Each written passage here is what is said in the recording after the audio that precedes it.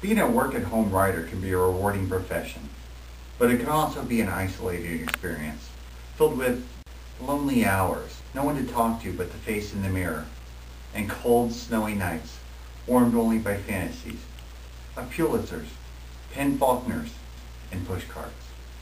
The APA estimates thousands of writers every year are afflicted with a mental disorder characterized by delusions of inflated worth, knowledge, or identity. We take you now to a modest home in a tight-knit Maine community where one such author, R.J. Keller, is writing her second novel. I'm Ian Fike, and this is Inside the Writer's Studio.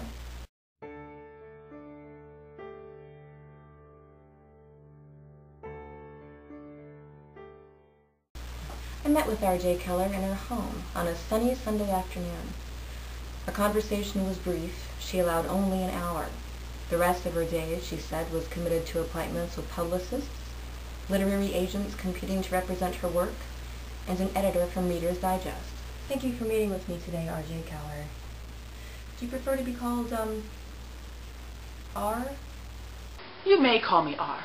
R.J. Keller, describe yourself to me in one word. Just one word? One word. One word. Okay. It's been said you resemble your main character in Waiting for Spring, Tess.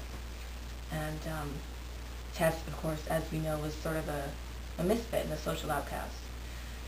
Would you agree that there's anything autobiographical there? Do you think authors just make these characters up out of their imaginations? Like Tess, I too am a very talented artist. I was recently divorced. Okay, Tess doesn't have any children, however. How were you able to identify with such a woman? I despise children and don't want any of my own. R.J. Keller, who responded rather coolly at first, eventually warmed to the conversation and began to share her thoughts on a wide variety of relevant topics.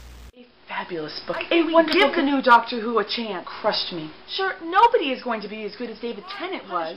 Punishment and crime. How do we know there are no such thing as unicorns? To quote Shakespeare, the first thing we do is we kill all the adverbs. You know, I think Stephen King also, in addition to Shakespeare, said something like that. But I think you're close. I mean, surely Shakespeare wanted to kill somebody. Lawyers. Do you think I don't know my Shakespeare? I know Shakespeare.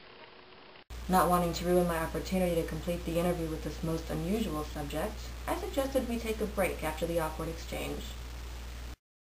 Can you believe this is what 35 looks like? Oh my God. Yes, we need an entire case of Moxie for that party. Yes, an entire case. 35. Yeah. When she comes back out, gotta make sure the accent's gone. Can't say no. Sound like a hick. Car. Lobster. No. No. After the break, R.J. Keller seemed much calmer, so we continued. What's next for R.J. Keller? I will soon be releasing an album of disco covers. And I will be appearing with Bret Michaels in Rock of Love 24. Well, R.J. Keller, thank you again so much for taking the time to see me today. I understand that your schedule is very busy and that as a writer you have, a lot to do. A lot of typing.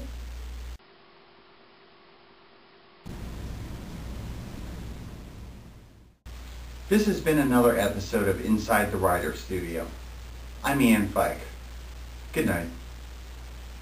This video has been brought to you today by the letter R.